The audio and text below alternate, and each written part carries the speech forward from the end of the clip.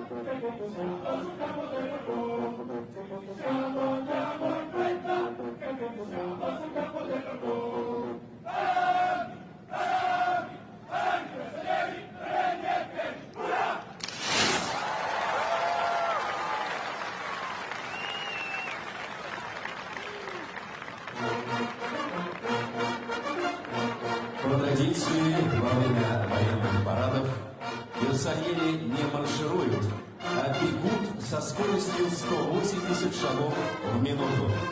А духовые оркестры берсальерских полков, исполняющие марши на таком бегу, считаются предметом особой национальной гордости.